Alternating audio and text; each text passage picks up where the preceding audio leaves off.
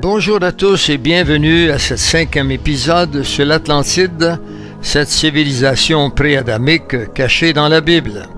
Maintenant que nous avons vu l'arrivée des anges en Atlantide, suivie de l'arrivée des humains, voyons maintenant les intentions du chérubin à bâtir son propre royaume, à renverser le Créateur.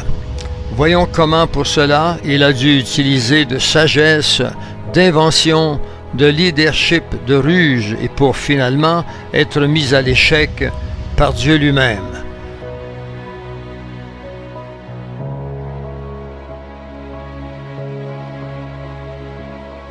Bien plus qu'Ézéchiel, le prophète Isaïe va nous révéler de façon précise l'ambition folle nourrie par le chérubin sur la terre et va dévoiler les mobiles profonds de son cœur qui le conduiront à sa chute. Tu disais en ton cœur, je monterai au ciel, j'élèverai mon trône au-dessus des étoiles de Dieu, je m'assiérai sur la montagne de l'assemblée à l'extrémité du septentrion. Ésaïe 14, 13. Voici quel sera le dessein nourri par l'ange qui connut le mieux le Créateur. Isaïe nous montre qu'il aura un objectif clair en Éden, celui de remonter vers les cieux et de s'emparer de la montagne sainte de Dieu. Certes, on ne mentionne guère le nom de cette montagne dans ce passage, mais l'évocation des étoiles de Dieu, qui sont des séraphins, volant continuellement au-dessus de cette montagne et au-dessus de l'Éternel, trahit bien qu'il vise à cette montagne céleste.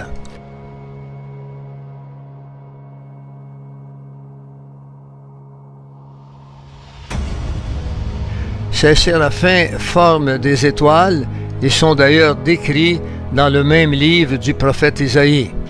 Ceux-ci, à la différence des chérubins, ne sont pas des anges postés sur la montagne de Sion, mais ils sont décrits comme volant au-dessus du Créateur et par conséquent au-dessus de Sion, la montagne sainte. Isaïe 6, entre les versets 1 et 2, nous dit « Je vis le Seigneur assis sur un trône très élevé, et les pans de sa robe remplissaient le temple. Des séraphins se tenaient au-dessus de lui. Ils avaient chacun 6 ailes, 2 dont ils se couvraient les pieds, et 2 dont ils se servaient pour voler. »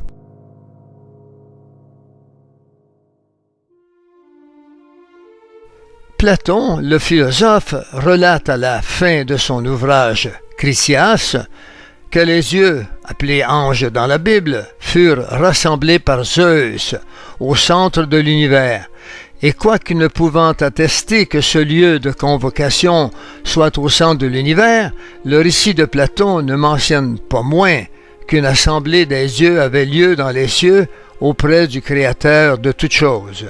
Cette réunion, qui eut lieu à la fin de l'œuvre de Platon, peut avoir été une des occasions attendues par le chérubin pour mettre en exécution son projet de révolte, de renversement du trône du Créateur dans les cieux, aidé des anges qu'il avait acquis à sa cause. Et les recherches du chérubin en vue d'élever son trône de la terre vers les cieux furent couronnées de succès, puisqu'il s'était doté à la suite de la ville et du trône de portails de voyage interdimensionnel et intersidéral. Ce portail lui permit alors de voyager avec son trône dans l'espace intersidéral à la rencontre des autres anges méritants que Dieu avait établis sur d'autres planètes de l'univers et sur les astres. Ceci afin de les séduire pour qu'ils prirent part à son projet funeste de renverser le Créateur. Ces anges méritants qui avaient été éduqués dans la connaissance des mystères de Dieu, de la création, et qui avaient vu les nombreuses prouesses du chérubin, père de toute une civilisation sur la terre, rêvaient eux aussi de devenir des dieux à part entière, pour exercer le pouvoir de la connaissance dans l'univers chacun dans le domaine où il reçut autorité. Mais le chérubin parviendra-t-il à convaincre ses anges méritants de le suivre dans son projet de prendre Sion?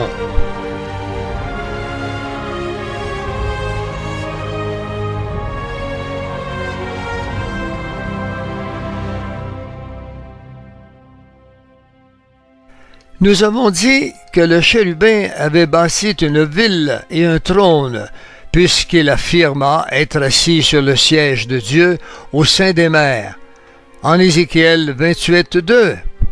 Mais il s'agissait de cette ville et du trône dont l'Éternel n'avait pas agréé la dédicace, rejetant ainsi son offre du chérubin. S'étant assis lui-même sur ce trône, il désira secrètement aller plus loin dans son ambition de grandeur, c'est-à-dire monter au-dessus du firmament pour conquérir la montagne sainte dans le royaume céleste de Dieu et placer son trône après avoir renversé celui de son Créateur. Cela veut dire qu'il désira hisser son trône de la terre jusqu'au ciel, au-dessus des étoiles de Dieu, c'est-à-dire au-dessus même des séraphins. Pour ce faire, il y avait une occasion. Lors de la convocation de tous les anges dans le ciel, qui avait lieu après un temps déterminé. Ce moment serait idéal pour faire croire au Créateur qu'il reviendrait se soumettre à lui et lui faire de nouveau allégeance pour récupérer la position qui lui fut confiée par le Créateur avant sa mission sur la terre. Mais une fois le baiser d'allégeance fait au Créateur, le signal serait donné à ses partisans, rassemblés à cette occasion, de lancer un assaut contre le royaume céleste et contre le Créateur. Le baiser est en effet un symbole d'allégeance dans le psaume 2, où il est demandé au roi de la terre de baiser le Fils, de peur qu'il ne s'irrite. C'est une demande d'allégeance au roi des rois, Jésus-Christ. Il fit le baiser de trahison au Créateur, mais à une seule parole du Créateur, il fut précipité de la montagne sainte vers les parvis du ciel, et en un éclair, l'archange Michel se saisit de lui et l'expulsa du royaume céleste, puis eut ordre de le précipiter violemment sur la terre, lui ainsi que tous ses partisans. Ce fut avec un grondement violent que se fit entendre la chute du chérubin, qui fut précipité sur la terre, ainsi que ceux qui l'avaient suivi dans sa révolte. En Ézéchiel 28:17, il nous dit bien « Je te jette par terre, je te livre en spectacle au roi ». Il s'avère néanmoins important de revenir sur ceux qui furent les partisans du chérubin, qui furent séduits par lui au point de participer à sa révolte contre le Créateur. Ce sont ces anges déclarés méritants par le Créateur après leur passage sur la terre. Ils furent établis dans divers lieux de l'espace, des étoiles et des planètes, comme gardiens et vigilants sur l'espace du cosmos. Car ici, bibliquement, il convient de distinguer ces trois lieux importants.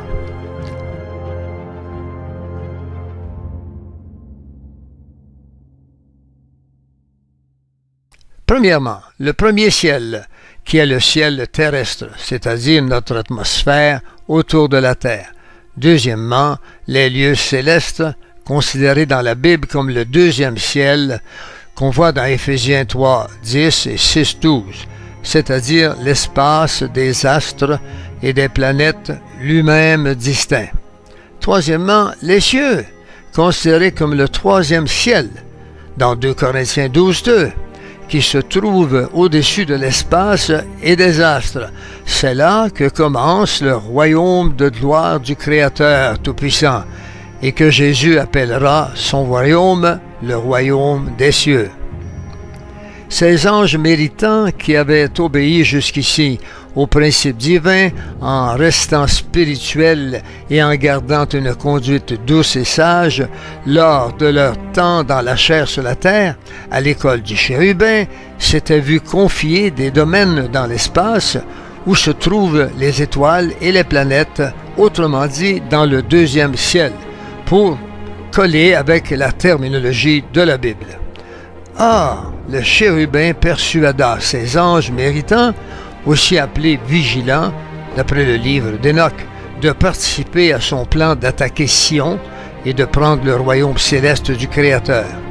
Plusieurs de ses méritants, après avoir vu élever son trône jusqu'aux étoiles et parcourir l'espace intersidéral, franchissant les galaxies les plus lointaines, acceptèrent de soutenir celui-ci.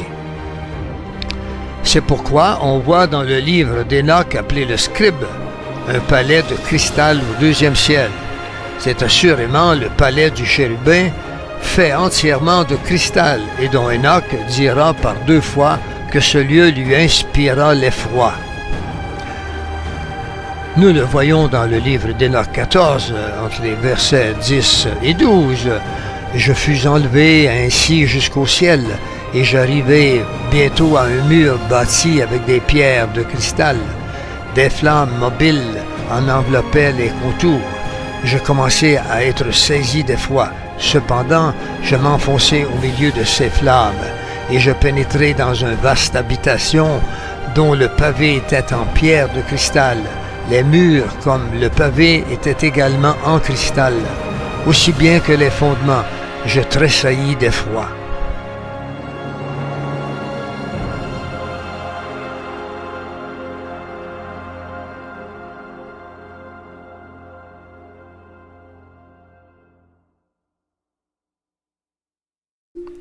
Aussi plusieurs des anges de l'espace, esprits méchants des lieux célestes ainsi que les appelle l'apôtre Paul, suivirent le chérubin dans son projet de révolte, en ayant reçu chacun la promesse de devenir un Dieu à part entière et d'avoir un royaume dans le deuxième ciel où il était placé en tant que méritant, autour d'un astre ou d'une planète de l'espace.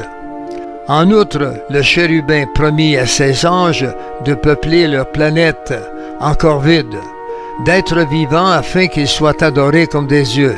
Chacun régnerait sur une planète et exercerait librement son pouvoir de domination. Il en voulait pour preuve ces êtres façonnés par l'usage de la génétique, dont il continuait de percer les mystères et qu'il transférait de la Terre vers d'autres planètes au moyen de son portail de voyage interdimensionnel et intersidéral appelé la Porte des Étoiles, Stargate en anglais, donné au film du réalisateur Roland Emmerich et Dean Devlin, réalisé en 1994 et qui parle de l'ange de lumière. Il fabriqua des écosystèmes qu'il implanta sur des planètes encore vierges appartenant à d'autres systèmes solaires. Il y envoya des colonies d'êtres génétiquement conçus et qui furent sous la domination des méritants. Ce sont ces créatures dont le cinéma hollywoodien n'a de cesse de nous rappeler l'existence des créatures dites extraterrestres et qu'on nomme aliens, qui envahira bientôt notre Terre au temps de l'Apocalypse, où ressurgira un royaume semblable à l'Atlantide. Certaines de ces créatures seront précipitées depuis les cieux, car Jésus annonça qu'à la fin des temps, les puissances des cieux seraient ébranlées, en Matthieu 24, 29. Tandis que d'autres créatures sortiront de l'abîme, Apocalypse 9, entre les versets 1 à 11. Ainsi, les méritants se voyaient déjà à la tête du royaume et de cités prestigieuses, dont chacun serait proclamé Dieu dans le domaine où il avait reçu le mandat de veiller de la part de l'Éternel. Ils se voyaient donc chacun siéger sur un trône et être adorés sur la planète dont ils avaient la garde. Je te précipite de la montagne de Dieu, et je te fais disparaître, chérubin protecteur, du milieu des pierres étincelantes. Ézéchiel 28, 16. Celui qui avait installé en Éden sa demeure ne souhaitait plus remonter auprès de Dieu et reprendre du service en sa présence devant l'assemblée des anges. Il n'entendait plus rendre aucune gloire à son Créateur. Mais s'il avait annoncé au Créateur vouloir remonter au ciel auprès de lui, ce ne fut guère pour se repentir ou se soumettre à lui, en lui rendant toute la gloire, mais ce fut pour saisir l'occasion de renverser le trône du Tout-Puissant et de prendre sa place sur Sion qu'il convoitait tant. Mais cette ambition folle était vouée à un échec qu'il n'était plus en mesure de voir, tant il était aveuglé par son orgueil devant tout ce qu'il avait pu accomplir de prodigieux sous le ciel. Il remonta alors sur Sion, la montagne sainte, mais voulant atteindre le Créateur en lui donnant un baiser, il fut projeté de devant sa face et fut immédiatement saisi par le chef de l'armée des anges célestes, Michael, l'archange, qui l'expulsa des cieux et l'attacha à un astéroïde qu'il projeta vers la terre où se trouvait son trône. Ses partisans qui s'attaquèrent à l'assemblée des anges autour du trône de Dieu afin de prendre d'assaut la montagne sainte furent vite maîtrisés et précipités eux également hors du royaume céleste vers la terre. En Ésaïe 14, 12, on le voit bien, tu te voilà tombé du ciel, astre brillant, fils de l'aurore, tu es abattu à terre, toi le vainqueur des nations. Le chérubin finit donc par être chassé du ciel.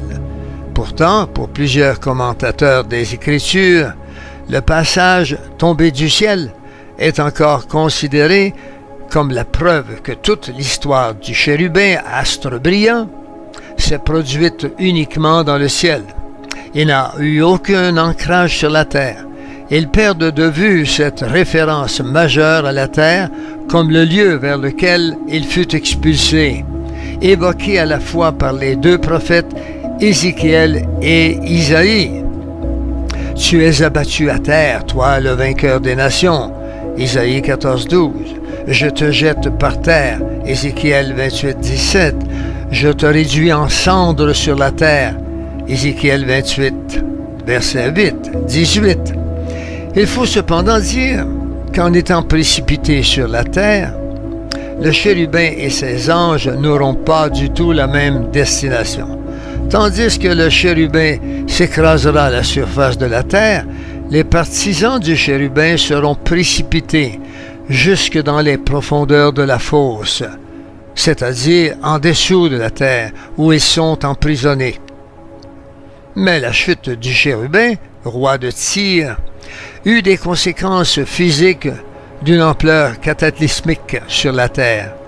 Au bruit de sa chute, quand les mourants gémissent, quand le carnage est dans ton sein, les îles tremblent. Ézéchiel 26, le verset 15. La chute du chérubin fit un grand bruit, on le voit, qui entraîna un grand massacre sur le continent d'Atlante et qui atteint jusqu'à sa capitale. Le carnage est dans ton sein, et tu as d'une mort lente. Les mourants gémissent, sans qu'on ne sache comment cette mort se produisit. Mais il semble que ce malheur entraîna une mort lente, qui passa par beaucoup de douleurs et de gémissements. Car les Atlantes ne crient pas de douleur, mais gémissent plutôt de froid. Un froid glacial qui gèle jusqu'à leur cœur. Alors ils meurent dans les gémissements. Ensuite, ces îles qui tremblent montrent avec le bruit de cette chute du chérubin qu'un impact lourd a eu lieu sur la terre et a fait trembler jusqu'aux îles pourtant situées tout en marge du continent où a lieu l'impact.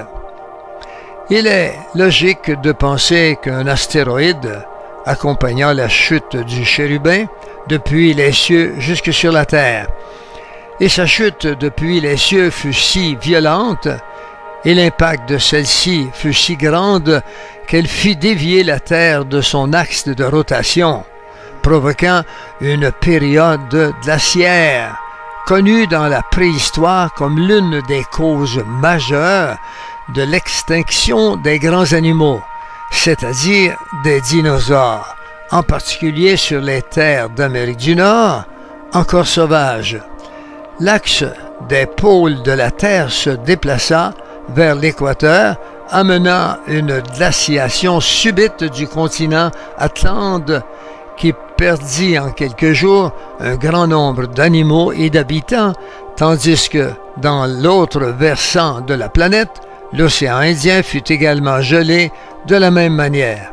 Seul un astéroïde ayant frappé la Terre a pu produire ce grand bruit, faisant à la fois trembler les îles et causant ce carnage dont parle Ézéchiel. Au bruit de sa chute, quand les mourants gémissent, les îles tremblent. Ézéchiel 26, le verset 15. Après cette chute, ce qui resta des grands animaux, c'est-à-dire des dinosaures, et qui ne furent pas détruits par la glaciation, devinrent des animaux féroces, des carnivores cherchant à dévorer toute chair sur la terre. C'est pourquoi le chérubin entreprendra de les massacrer avec ses armes puissantes dont il disposait, notamment celle qu'il employait, le cristal de pouvoir, pouvant balancer de puissantes décharges électriques. Au final, le chérubin échoua, nous révèlent les deux prophètes, Isaïe et Ézéchiel. Il sera chassé du ciel, puis condamné à demeurer sur la terre. Il perdra donc tout droit de citer dans les cieux auprès du Créateur, ne disposant même plus de la liberté d'effectuer aucun voyage dans l'espace insidéral au moyen de son portail de passage interdimensionnel. Il paya ainsi pour avoir entrepris de faire tout le mal qu'il avait nourri dans son cœur contre celui qui lui avait tant donné, et bien plus qu'à d'autres.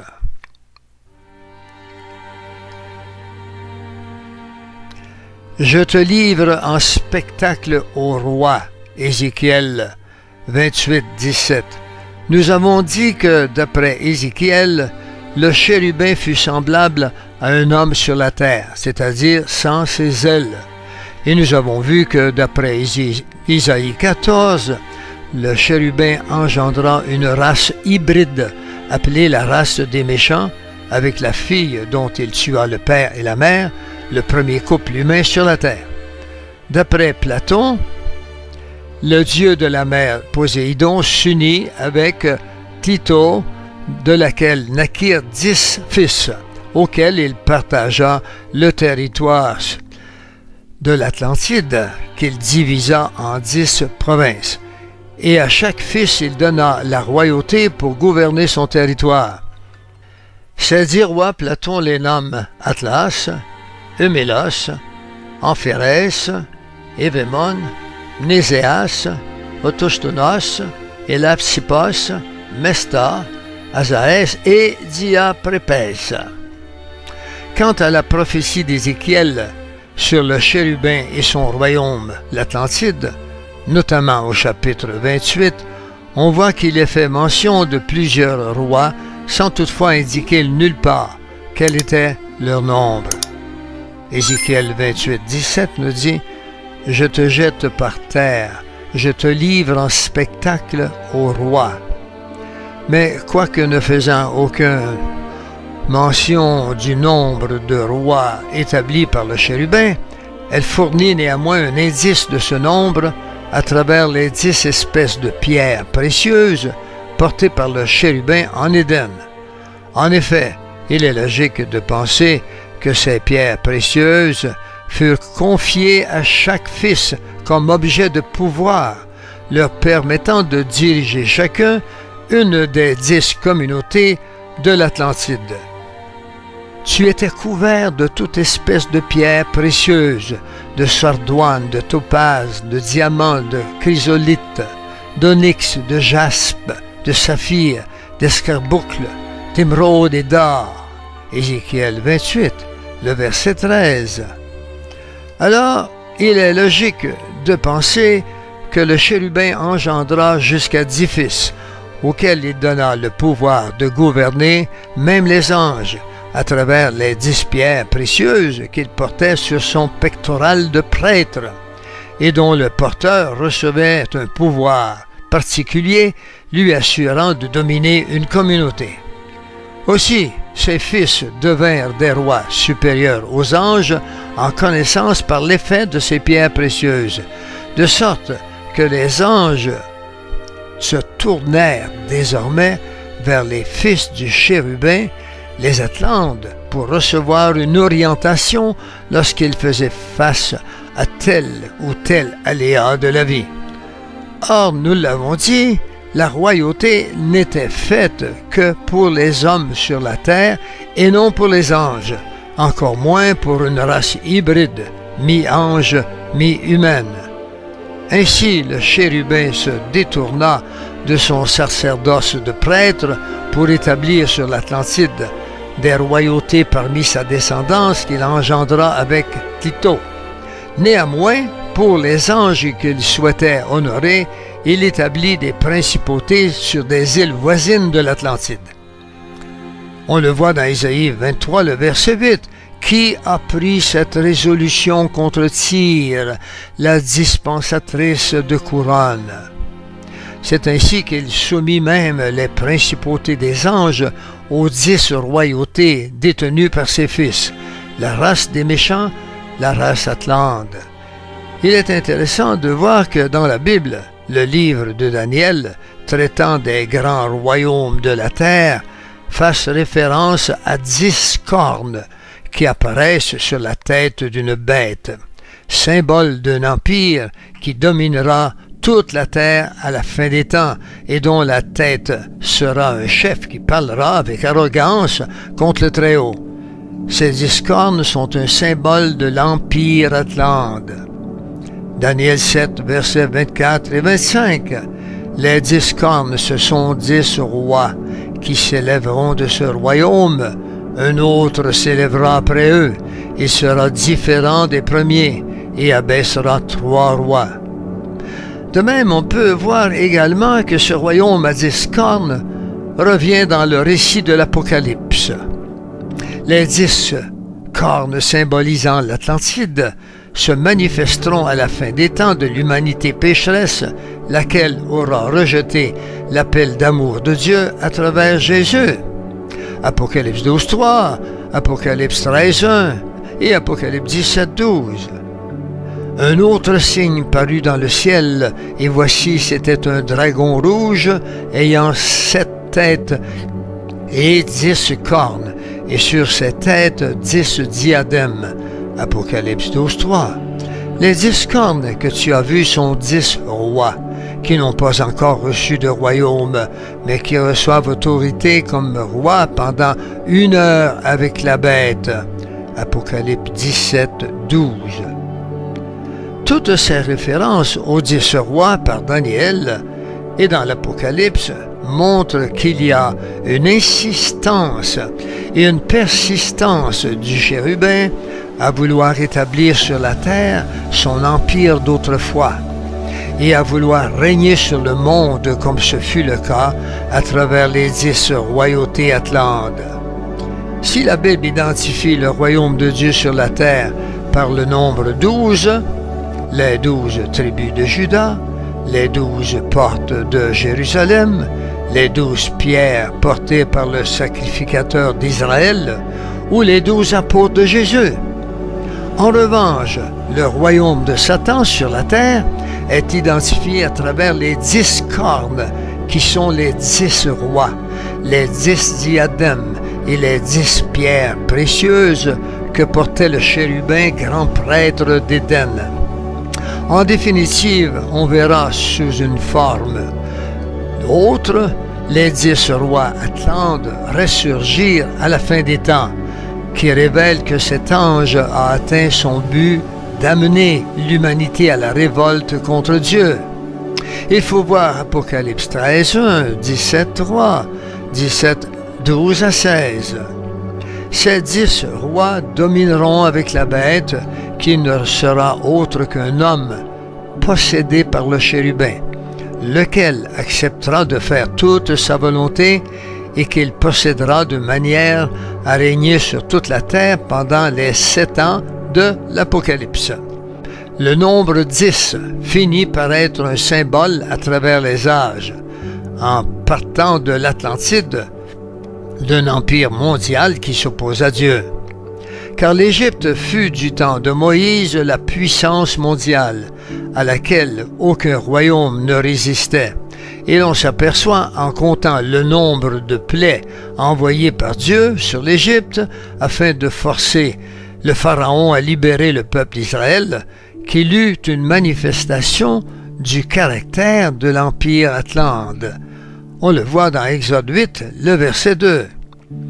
Le fleuve rouge de sang, l'invasion de grenouilles, l'invasion de poux, l'invasion de mouches, la mort des troupeaux, les ulcères sur le peuple, la pluie de grêle, l'invasion de sauterelles, les ténèbres en plein jour, la mort des premiers-nés. Il faut voir Exode 7, 17, 8, 3, 8, 17, 8, 24, 9, 3, 9, 10, 9, 18, 10, 4, 10, 22 et 12, 12.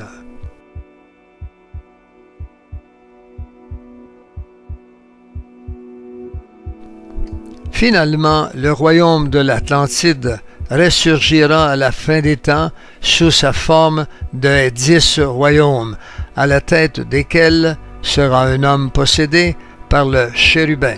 Celui-ci ira s'asseoir dans le temple reconstruit à Jérusalem, lequel fut son projet à travers des âges. Alors il prononcera les mêmes paroles défiant le Créateur, ce qui entraînera la fin définitive de son règne.